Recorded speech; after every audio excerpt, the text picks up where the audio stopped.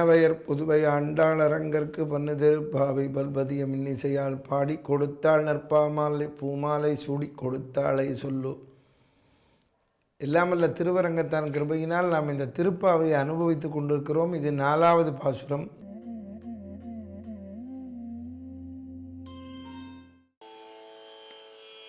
ஆழிமழை கண்ணா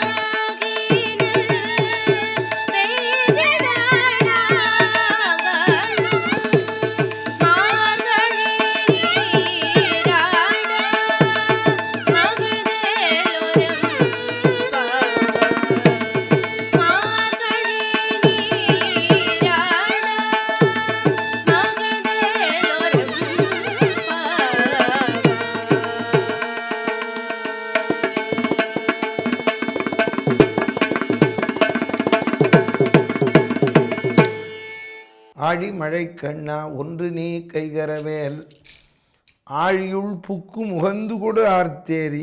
ஆழிமழை கண்ணா, கடல் போல் கம்பீரமான சுபாவத்தை உடையவன். கடல் போல் சமுத்திரத்தில் நீங்கள் என்ன இருக்குன்னு யாரால சொல்ல முடியுமோ? சமுத்திரத்தில் போய் ஒருத்தன் முத்து எடுக்கிறான், ஒரு 10,000 கோடி ரூபாய்க்கு முத்து எடுக்கிறான்னு வச்சுக்கோங்க, எடுத்துகிட்டு வந்துட்டான். அப்புறம் யாராவது முத்து இல்லைன்னு சொல்லுவணும்? அதில் எல்லாமே இருந்துகிட்டே இருக்குது. எப்படி உற்பத்தியாகுதுன்னு தெரில. அதனால தான் யாராவது ஒருத்தர் நிறைய விஷயம் படிச்சிருக்கேன்னா சமுத்திரம் மாதிரி அவற்ற விஷயம் இருக்குங்கிறான். சமுத்திரத்துக்கு அளவில் பாருங்க, இதே வியாக்கியானத்தில் எடுத்தால் சமுத்திரத்தை போய் யாராவது ஸ்கேல் வச்சு அளக்க முடியுமா? இத்தனை அடி ஆழம், இத்தனை அடி அகலம்னு. இங்கே ஆழமாக இருக்கும், அந்த பக்கத்துலேயே ஆழமாக இருக்காது.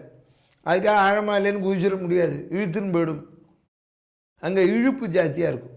அப்போது சமுத்திரம் ஆழி மழை கண்ணா, சமுத்திரம் போல மழைக்கு தலைவனாக இருக்கிற வருண தலைவனே. மழைக்கு நாம் ஒரு அதிபதி வச்சுருக்கோம், வருணன். ஒருத்தர் கேட்குற, இத்தனை தெய்வம் எதற்கு நம்ம மதத்தில்ன்னு? போய் டிபார்ட்மெண்ட்டில் பாரு, எத்தனை அதிகாரி இருக்கா? ஒரே அதிகாரி பார்க்க முடியுமா? ஒரே முதல் மந்திரி எல்லாத்தையும் பார்க்க முடியுமா? எல்லா மந்திரி இருக்கா? அது மாதிரி பகவான் ஒத்தனே பண்ண முடியாது. அதுக்கு ஒருத்தரை வச்சிருக்கா, அந்தந்த ரூபத்தில் பண்ணுறான். ஒரு அதிகாரி என்ன பண்ணுவான்? மேலதிகாரியை கேட்டு தான் செய்வான். அது மாதிரி பகவானை கேட்டு தான் எல்லாரும் செய்வா.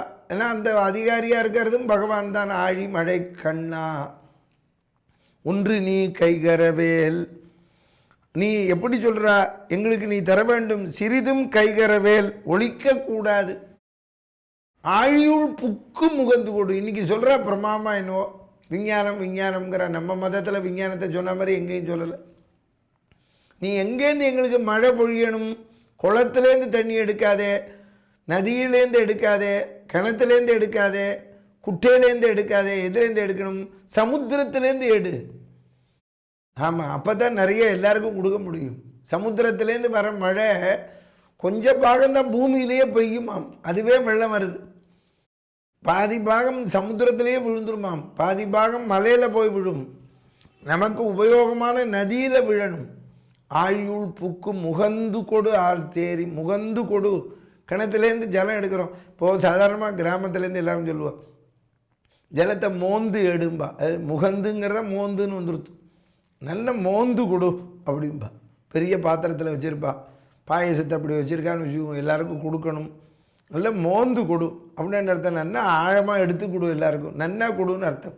மேலோட்டமாக கொடுக்காதேன்னு அர்த்தம். அதுதான் ஆழியுள் புக்கு முகந்து கொடு ஆர்த்து ஏறி. ஆழியுள் புக்கு, இந்த ஆழியுள் புக்குங்கிறது என்ன? சமுத்திரத்து உள்ளேந்து எடுக்கணும்னா அந்த அளவுக்கு காற்று கொடுக்கணும். இந்த காலத்தில் சொல்கிறா புயல் வந்தால் தான் மழைன்னு. புயல் வந்தால் தான் மழைன்னு ஆயிடுது. இதை அன்றைக்கே ஆண்டாள் சொல்லிட்டா, புயல் வரணும், மழை பெய்யணும். ஆழியுள் புக்கு முகந்து கொடு ஆர்த்தேரி ஊழி முதல்வன் உருவம்போல் மெய் கருத்து பாழியந்தோளுடை பத்மநாபன் கையில். இந்த இடத்துல பத்மநாபன்கிற திருநாமாவை சொல்கிறார். பத்மநாபன் அவனுடைய நாபியிலிருந்து வந்தவன் அந்த பிரம்மா. அந்த பிரம்மா போன்ற தேவர்களுக்கு சொல்லுகிறான் பகவன் நாம பத்மநாபா, நாராயணா, பாமனா பேர் சொல்லிட்டோம்னா போரும். யமதர்மன் கிட்டே வரமாட்டானாம். அவர் சொல்கிறார், நீங்கள் பகவன் நாமா நாராயணன் நாமாவை சொல்கிறவன்கிட்ட போகாதேன்னு சொன்னானா யமன். சாதுவராய் போதுமின் நமனும் தன் தூதுவரை கூவி செவிக்கி. காதோட காதாக சொல்கிறான் நாம யமன். மெதுவாக கூப்பிட்டு நம்ம மெதுவாக பேசுவோம். போண்டியோ ஒத்தட்ட ஒன்று சொல்கிறோம்னா இன்னொருத்தருக்கு தெரியப்படாதுன்னு அடக்கமாக நடந்துக்கணும்னு ஆறாவது இப்போ பெரிய மனுஷன் போகிறான், கிட்டக்கு போய் காதில் கூப்பிட்டு இப்படி உட்காரு, இப்படி உட்காந்துக்கோ அப்படி. அந்த பக்கமாக கலெக்டர் வரார், முதல் மந்திரி வரார், இல்லை பெரிய அதிகாரி வரார். நம்ம ஒரு நிறுவனத்தில் இருக்கோம், பக்கத்தில் இருக்கிறவனை கூப்பிட்டு மெதுவாக போய் காதுகிட்ட சொல்லுவான், இப்படி உட்காரு அப்படி. ஏன் சொல்கிறான்? கத்தப்படாது. யமன் போய் கிட்டக்க சொல்லுவான், யம தூதாள்கிட்ட காதில் போய் என்ன அவன் நாராயணன் நாமா சொல்கிறா, நீ அவன்கிட்ட போயிடாத, உயிரை எடுக்க செவிக்கு அப்படி மெதுவாக போய் சொல்லுவானா. சாதுவராய் சாதுவராய் போதுமே, நீங்கள் யம தூதாள் இந்த நாராயண நாமா சொல்கிறவாள்கிட்ட சாதுவாக போ, அவளை கும்பிடு, பணி. அவள் உயிரை நம்ம எடுக்கப்படாது, அதை எடுக்க பகவான் பார்த்துக்குவான். அவள் தேவலோகத்திலேருந்து தேவதூதன் வருவான், பார்க்கடல் வேந்தன் தூதனை அனுப்புவான். அதைத்தான் இங்கே சொல்லுகிறார்கள். நீ ஒன்றும் நீ கைகரவேல ஆழியுள் புக்கு, ஆழியுள் புக்கு முகந்து கொடு ஆர்த்தேரி. ஏரி குளத்துலேருந்து எடுக்காதே. ஆமாம், இப்போ ஏன் நாட்டில் பிரச்சனை வந்துடுத்து? ஏரி இருக்கிற இடம், குளம் இருக்கிற இடத்தெல்லாம் வீடை கட்டிவிட்டோம். அப்புறம் தண்ணி தேங்கிறதுனா தண்ணி தேங்காமல் என்ன பண்ணோம்? எல்லாம் அது ஓடுற இடத்துல நம்ம போய் வீட்டை கட்டின்னு விட்டுருவோம். தண்ணி தேங்கிறதுன்னா யார் இவாளை கட்ட சொன்னா? கட்ட சொல்கிறதுக்கு ஏன் கவர்மெண்ட்டில் பர்மிஷன் தரா? ஏன் இவா கட்டிக்கிண்டா? அதுதான் பிரச்சனை. நாமே பிரச்சனையை உண்டு பண்ணினுட்டு மழை வந்துடுத்து, ஜலம் வந்துடுத்து. மழை சாதாரண மழைக்கே வந்துருத்தேங்கிறா, தண்ணி வந்துருத்தேங்கிறா. இன்னும் என்ன 15 நாள் 30 நாள் 1 மாதம் மழை பெஞ்சா அப்புறம் நம்ம எங்கே இருக்கிறது? அதனால தான் ஆண்டாள் நாச்சியார் அன்றைக்கே சொன்னால் அங்கிருந்து ஊழி முதல்வன் உருவம் போல் மெய் கருத்து பாழியந்தோளுடைய பத்மநாபன் கையில். ஏன்னா பத்மநாபன் தான் பிரம்மாவை படைச்சான், அவன் தான் யமனை படைக்கிறான், உலகத்தையே படைக்கிறான். பாழியம் தோல், அழகு பொருந்திய தோல் பகவானுடைய தோல், சுந்தர தோல், அழகான தோல் என்று சொல்லுகிறார்கள். ராமாயணத்திலே சொன்னான் கம்பநாட்டாழ்வார், தோல் கண்டார் தோளே கண்டார் தொடுகழல் கமலமன்ன தாழ் கண்டார் தாளே கண்டார். ராமன் தோளை பார்த்தவா தோளை பார்த்துட்டே இருந்தானாம். கையை பார்த்தவா கையை பார்த்தா, காலை பார்த்தவா காலை பார்த்தா. அதான் இந்த இடத்துல சொல்கிறா, பாழியம் தோளுடை பத்மநாபன் கையில் நல்ல புஜபல பராக்கிரமம். எப்படி மின்னணும்? ஆழி போல் மின்னி வலம்புரி போல் நின்று அதிர்ந்து. சும்மா வரக்கூடாது மழை, இடி இடிச்சுன்னு வரணும், அதிரணும். ஆமாம், முதல்ல சொன்னது பகவானை தான் ஆண்டாள் சொன்னால் அதிருது இல்லைன்னு. நல்லா அதிர்ந்து வரணும். அதுதான் இங்கே சொல்கிறா, ஆழி போல் மின்னி வலம்புரி போல் நின்று அதிர்ந்து தாழாதே. ரொம்ப அழகான பதம் போட்டார் ஆண்டாள் நாச்சியார். நோன்பினால் வாடி இருக்கும் எங்களுடைய இழப்பை கண்டு கால தாமதம் செய்யாது. Don't delay, delay will cause delay. நாம் தாமதிப்போமே ஆனால் நடக்காமல் போய்விடும். இன்னைக்கு இளைஞர்கள் எல்லாரும் தெரிஞ்சுக்கணும், பங்க்சுவாலிட்டி முக்கியம். இது அன்றைக்கே சொன்னது ஆண்டாள் நாச்சியார். டயத்தை கீப் அப் பண்ணணும். 6:30 மணிக்கு ஒருத்தரை போய் பார்க்குறோம் அப்படின்னா 6:30க்கு 6:15 அங்கே இருக்கணும். இப்போ நாங்கள்லாம் பிரசங்கம் பண்ணுறோம், நான் 6:30க்கு உபன்யாசம், சாயந்தரம் 6:30ன்னா 8:30 முடிச்சுடுவேன். அதுக்கப்புறம் எத்தனை விஷயம் இருந்தாலும் சொல்ல மாட்டோம், சொல்லப்படாது. நேரம்னா நேரம், காலம் பொன்னானதுன்னு இன்றைக்கி சொல்கிறானே, இது அன்றைக்கே ஆண்டாள் சொல்கிறா. டயத்துக்கு மழை பெய்யணும். ஆமாம், தாழாதே. நீங்கள் இளைஞர்களுக்கு முதல்ல சொல்லி தரணும், சீக்கிரம் எழுந்துரு, காலம் தாழ்த்தப்படாது. அதுதான் நாட்காலே நீராடின்னு ஆண்டாள். காலையில் எந்திருந்த உடனே, அது ஆண் குழந்தையோ பெண் குழந்தையோ, 4:30 மணி 5 மணிக்கெல்லாம் எழுந்திருக்கணும். எழுந்திருந்த உடனே பல் தேய்ச்சி குளிக்கணும், குளித்து ட்ரெஸ் பண்ணிக்கணும். ஆமாம், புஸ்தகத்தை படிக்கலாம். 8 மணிக்கு தான் வேன் வரும், 7:30க்கு வேன் வரும்னா 5லேருந்து 8 டைம் இருக்குது. நல்லா ஹோம்ஒர்க் பண்ணலாம், நல்லா படிக்கலாம். 8 மணிக்கு வேன் வரத்துக்குள்ளே 7:30 மணிக்கு டிஃபனை சாப்பிடலாம், கையில் கட்டிக்கலாம். 5க்கு எழுந்திருந்து குளித்து ரெடி ஆயாச்சுன்னா காலம் தாமதமே ஆகாது. எப்படி அந்த காலத்தில் பெரியவாள்லாம் சொன்னால், ட்ரெயினுக்கு போகணும், பஸ்ஸுக்கு போகணும்னா 1 மணி நேரம் முன்னால் போகணும்னு. இன்றைக்கி அவள் சொன்னது பழிச்சுருது. இன்றைக்கி இருக்கிற டிராஃபிக் ப்ராப்ளத்துக்கு எல்லோரும் 2 மணி நேரம் முன்னால் கிளம்ப வேண்டியிருக்கு. ட்ரெயின் ராத்திரி 11 மணிக்கு அப்படின்னா வீட்டிலேருந்து 9 மணிக்கே கிளம்பணும். அப்போ ஒருத்தன் கேட்குறான், ஏன் அந்த டயத்துக்கு போகிறான், டயத்துக்கு போனால் ட்ரெயின் போயிடுத்துன்னா கஷ்டம். அவன் இங்கிலீஷில் தான் சொல்கிறான், வெள்ளைக்காரங்கேருந்து. ஆமாம், ½ an hour before is better than 5 minutes லேட்டுன்னா. 5 நிமிஷம் லேட்டாக போனோம்னா ட்ரெயின் போயிடும். அரை மணி நேரம் முன்னால் போனால் வீட்டில் இருக்கிறதுக்கு ட்ரெயினில் உட்காந்துருக்கோம். ரொம்ப பேருக்கு தெரிய மாட்டேங்கிறது. காலத்தை அடிக்கடி பிரசங்கத்தில் சொல்லுவேன். பஸ் ஸ்டாப்பில் நிற்கிறான், பஸ்ஸில் 50 பேர் உட்காந்து வரான், 20 பேர் நின்றுட்டு வரான். இந்த ஸ்டாண்டில் நிற்கிறவன் இப்படி பார்க்குறான், உட்கார இடம் இருக்கான்னு. உட்கார இடம்ல இந்த பஸ்ஸு போட்டோம், அடுத்த பஸ்ஸுங்கிறான். அடுத்த பஸ்ஸு கூட்டம் இல்லாமல் வரும்னு சொல்ல முடியுமா? அடுத்த பஸ்ஸு வர்றதுக்கு இன்னும் அரை மணி நேரம் ஆகும். இந்த அரை மணி நேரம் பஸ் ஸ்டாப்பில் நின்றுட்டு தான் இருக்க போகிறோம். நம்ம என்ன பஸ் ஸ்டாப்பில் படுத்துக்கவா போகிறோம், இல்லை பஸ் ஸ்டாப்பில் சாப்பிட போகிறோமா? இந்த பஸ் ஸ்டாப்பில் நிற்கிறதுக்கு பஸ்ஸுக்குள்ளே நிற்கலாம், சீக்கிரமாக போவோம்.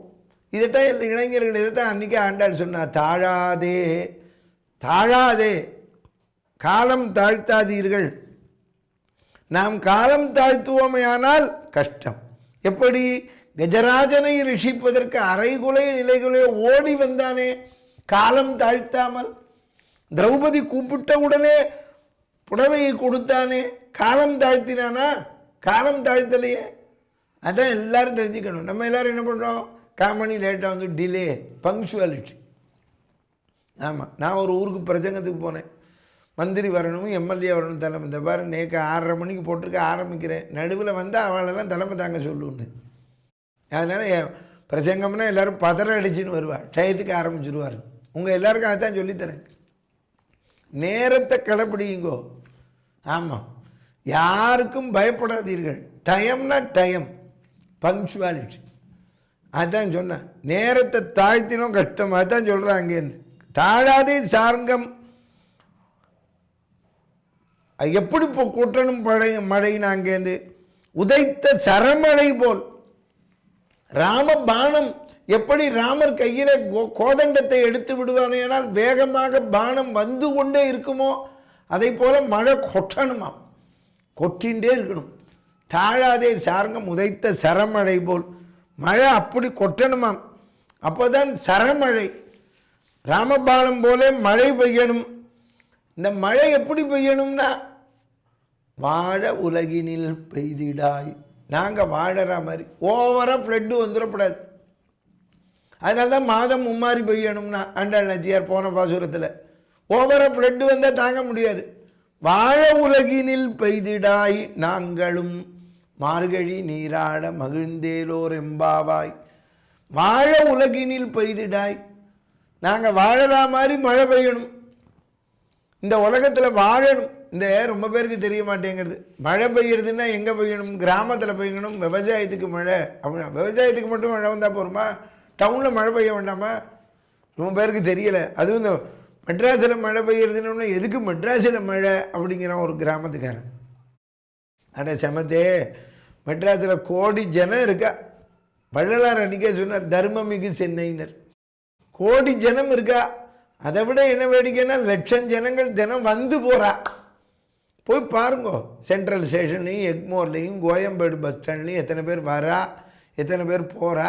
ஏரோப்ளேனில் போய் பாரு, ஏர்போர்ட்டில் எத்தனை பேர் வரா போகிறா. அப்போது கிட்டத்தட்ட எனக்கு தெரிய ஒரு உத்தேசமாக சொல்கிறேன், கிட்டத்தட்ட ஒரு நாளைக்கு 2 லட்சம் பேர் வந்துட்டு போகிறா. அதை தவிர கிட்டத்தட்ட 1 கோடி, ஒரு 1.5 கோடிக்கு மேலே இங்கேயே ஜனங்கள் இருக்கா. 2 கோடின்னு வச்சுக்கோங்க, ஜனங்க வாழறா. இவ்வளவு ஜனங்களுக்கு ஜலம் வேணும். போர் அப்படி போட்டால் சுவிட்சை ஆன் பண்ணால் ஜலம் எப்படி ஏறும்? பூமியில் ஜலம் இருந்தால் தான் ஏறும். பூமியில் ஜலம் இருக்கணும். அதுதான் மழை காலத்தில் மழை பெய்யணும். அப்போ அந்த கஷ்டத்தை நம்ம பொறுத்துக்கணும். வாழ உலகினில் இன்னொரு வியாக்கியானம். அதனால தான் சென்னையில் மழை பெய்யணும். சென்னைனா சென்னை இல்லை, பாம்பே, டெல்லி, கல்கத்தா இந்த மாதிரி நகரங்கள்லேயும் மழை பெய்யணும். ஏன் பெய்யணும்? இவ்வளவு ஜனங்கள் வாழணும். சாதாரண ஒரு கால்குலேஷன், ஒரு மனுஷன் ஒரு நாளைக்கு வாழணும்னா குடிக்கிறதுக்கு ஜலம் ஒரு 3 லிட்டர் ஜலம் வேணும், நல்ல ஜலம். அதுக்கப்புறம் 4 பக்கெட்டு ஜலம் வேணும் ஒரு ஆளுக்கு. குளிக்கிறதுக்கு, துவைக்கிறதுக்கு, கை கால் அலம்புறதுக்கு 4 பக்கெட் வேணும். அப்போ 4 பக்கெட்டு 3 லிட்டர் குடிக்க ஜலம். இந்த பாருங்க, கிட்டத்தட்ட 7 பக்கெட்டு ஜலம் வேணும் நமக்கு. பார்த்துக்கோங்க ஒரு ஆளுக்கு. அப்போ ஒரு வீட்டில் 4 பேர், அதுக்கப்புறம் சொந்தக்காரன் வரவன் போகிறவன், இவ்வளவு பேருக்கும் வேணும். அப்போ மழை எவ்வளோ பெய்யணும் பாருங்க, அதிருந்து பெய்யணும். ஆண்டாள் நாச்சியார் அன்றைக்கே எழுதி வச்சுட்டா, மழை கொட்டினால்தான் நாம் சௌக்கியமாக இருக்க முடியும். மழை பெய்யலே பூமியில் நம்ம வாழ முடியாது. ஜல கஷ்டம். இந்த நூற்றாண்டே ஜல கஷ்டம் வந்துருமோன்னு பயப்படுறான் எல்லாரும். ஏன் பயப்படுறான்? மழை பொழியல. அதுக்கு வருண பகவானை வேண்டணும். மழை பொழியணும், நதியில் ஜலம் இருக்கணும், சமுத்திரத்துலேருந்து எடுத்து எங்களுக்கு கொட்டி கொடு, கிணத்துல இருக்கணும், பூமியில் இருக்கணும். இன்றைக்கி இந்த நீரை சேமிக்க வேண்டும்னு சொல்லி புதுசாக குழியை தோண்டுங்கிறான். அந்த காலத்தில் எதுக்கு கோவிலை கட்டினா? கோவிலை கட்டி அதில் குளம் வச்சுருந்தா எதுக்கு? குளத்தில் ஜலம் நிரம்பும். அந்த ஜலம் இருந்தால் பூமியில் இருந்துகிட்டே இருக்கும். அந்த தெருவில் வாழறவா கிணத்துல ஜலம் வரும், ஊறும். போர் போட்டான்னா போரில் ஏறும். எப்படி ஏறும்? அதனால தான் அந்த காலத்தில் குளத்தை வெட்டினா, கோயிலை கட்டினா. இன்றைக்கி எல்லாரும் விவரம் தெரியாமல் கோயில் கட்டுற ரூபாவில் ஆஸ்பத்திரி கட்டுங்கிறான். அப்படி சொல்லப்படாது. கோயில் கட்டுற ரூபாவில் கோயிலை தான் கட்டணும், ஆஸ்பத்திரி கட்டுற ரூபாவில் ஆஸ்பத்திரியை கட்டுவோம். நமக்கு குளத்தை வெட்டுற ரூபாவில் குளத்தை தான் வெட்டணும், தூர் வாரணும். அன்றைக்கே ஆண்டாள் நாச்சியார் சொன்னாங்க, குளத்தை தூர்வாரி வச்சுக்கோ, நதியை தூர்வாரி வச்சுக்கோ, விவசாயம் பண்ணுற நிலத்தை தூர்வாரி வச்சுக்கோ. இல்லை நீ மக்கள்லாம் வாழற இடத்துல அந்த கிணத்து தண்ணியை சேமித்து வச்சுக்கோ. நீர் சேமிப்பு. நீரின்றி அமையாது உலகம். வள்ளுவர் அன்றைக்கே சொன்னார். அதுதான் சொல்கிறார், வாழ உலகினில் பெய்திடாய். நாங்கள் வாழ வேண்டும், மகிழ்ந்து நீராட. நமக்கு எப்போவுமே ஜலம், நல்ல ஜலம் நிறைய இருக்கணும். இன்றைக்கி நம்ம வீட்டில் யாராவது வந்தால் நீங்கள் இவ்வளோ தான் குளிக்கணும், இவ்வளோ தான் குடிக்கணும், நம்ம எடுத்து கொடுக்குறோம். அது அப்புறம் ஒத்துன்னு வரமாட்டான் நம்ம வீட்டு. மகிழ்ந்து நீராட. நமக்கு மகிழ்ச்சி வேணும். மகிழ்ச்சி எப்பொழுது வரும்? பகவானிடத்திலே பக்தி செலுத்த. பகவானிடத்திலே பக்தி செலுத்துவதற்கு நமக்கு போக்கியமாக இருக்கக்கூடிய விஷயங்கள் எல்லாம் வேண்டும். பகவானிடத்தில் போய் பக்தி செலுத்துன்னா இந்த பக்தியை செலுத்துறதுக்கு நமக்கு தேவையான வஸ்து ஜலம் இருந்தால் தான் சமைக்க முடியும், ஜலம் இருந்தால் தான் உற்பத்தி பண்ண முடியும், வியாபாரம் எல்லாம் எப்படி பண்ணுறது? எந்த விஷயத்துக்கு எடுத்துக்கோங்க, ஜலம் இல்லாமல் முடியாது. மார்கழி நீராட மகிழ்ந்தேலோர் எம்பாவாய். மகிழ்ச்சியோடு நாம் வாழணும். அந்த மகிழ்ச்சியோடு வாழ்வதற்கு எப்படி நடந்து கொள்ள வேண்டுமோ அப்படி நடந்து கொள்ளணும். அதுக்கு என்ன தேவை? நீர். நீர் ஆதாரம் இல்லாமல் அப்போ நோன்பு நூக்கிறோம் சந்தோஷத்தோட. நோன்பு நூக்கிறதுக்கு மழை பெய்யணும். இதில் இன்னொன்று கவனிக்கணும், விரதம் இருன்னு சொன்னால் ஒன்றும் சாப்பிடாத, உணவாதிகளை எடுத்துக்காதுன்னா ஜலம் குடிக்காதேன்னு சொல்லலை. ஜலமாவது குடிக்கணும். அந்த காலத்தில் உண்டு, ஒரு ரிஷி வாழ்ந்தார், ஜலத்தை மட்டும் குடித்து அவர் மனைவியும் வாழ்க்கையை நடத்தினார். ஜலபோஜ ரிஷின்னு இருந்தார். ஜலத்தையே ஆகாரமாக கொண்டும் அப்படி வாழ்ந்த ரிஷிகள் எல்லாம் உண்டு. அதுபோல் நாம் இந்த உலகத்தில் வாழணும்னா இன்னொன்று சொல்லுவா, சாதாரணமாக ஒரு வீட்டுக்கு போனோம்னா முதல்ல வந்த உடனே வாங்கோ உட்காருங்கோ அப்படின்னு ஜலம் கொடுக்கணும். குடிக்கிறதுக்கு குடிக்க தண்ணி கொடுக்கணும். முதல்ல இதை சாப்பிடும். அதுதான் முக்கியம். சுத்தப்படுத்தும், வந்தவனுடைய உடலை சுத்தப்படுத்துவது நீர். இதில் இன்னொன்று தெரிஞ்சுக்கணும், ஜலம் நெருப்பு ரெண்டும் வேணும்.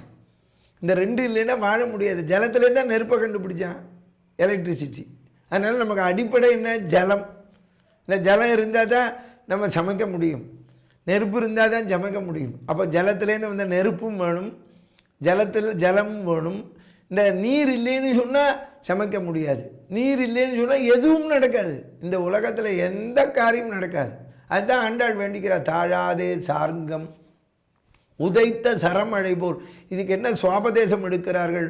பகவானே, இந்த மழை பெய்வதற்கு எப்படி சமுத்திரத்திலிருந்து ஜலம் எடுத்து ராமபாணம் போல் வந்து எங்களுக்கு கிருபை செய்ய வேண்டும் என்று சொன்னோமோ, அதை போல எங்களுக்கு பக்தி என்ற விஷயாந்திரம் உன்னிடத்திலே வருவதற்கு ஜலம் எப்படி மனுஷனுக்கு தேவையோ அந்த ஜலத்தை கொடுப்பதற்கு சமுத்திரத்திலிருந்து எப்படி எடுத்து கொடு என்று சொன்னோமோ, அதை போல எங்களிடத்திலே இருக்கக்கூடிய பக்தியை கொடுப்பதற்கு நீ இந்த ஆத்மாவிலே மழையை புகுத்துவது போல் பக்தியை புகுத்து.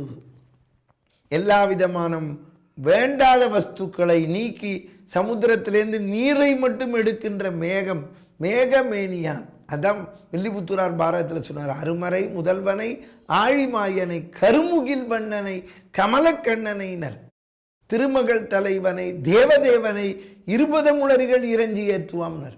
அப்படி நீ எங்களுக்கு செய்ய வேண்டும். இதிலிருந்து நாம் தெரிந்து கொள்ள வேண்டும், மழை நீர் சேகரிப்போம் என்று சொல்லுகிறார்களே, மழை நீரை எதற்கு சேகரிக்கிறோம் என்றால் நமக்கும் நம்மை சார்ந்தவர்களுக்கு கொடுப்பதற்காகவும் மழை நீரை சேகரித்து வைத்துக் கொள்ளுகிறோம்.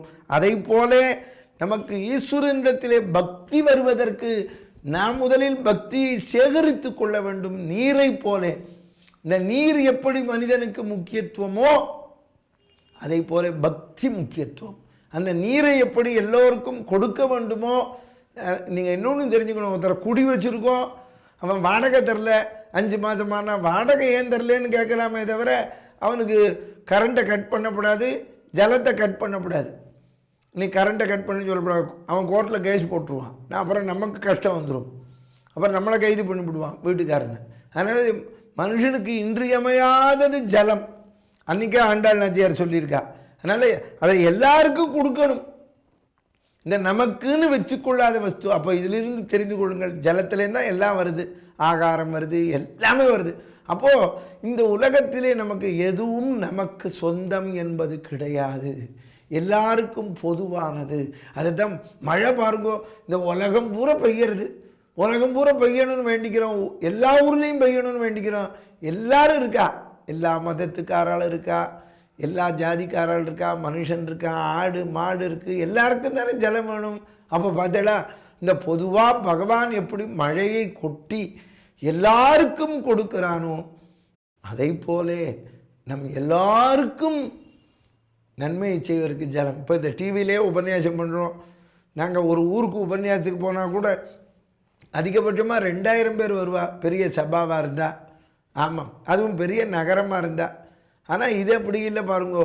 ஒரு வீட்டில் 4 பேர் உட்காந்து பார்க்குறான்னு வச்சுக்கோங்கோ, இந்த திருப்பாவையை கேட்குறான்னா, ஒரு ஊரில் 10,000 பேர் இருந்தால் என்னாச்சு பாருங்கோ, 1,00,000 பேர் இருந்தால் என்னாச்சு. இப்போது உலகம் பூரா பார்க்குறாளே.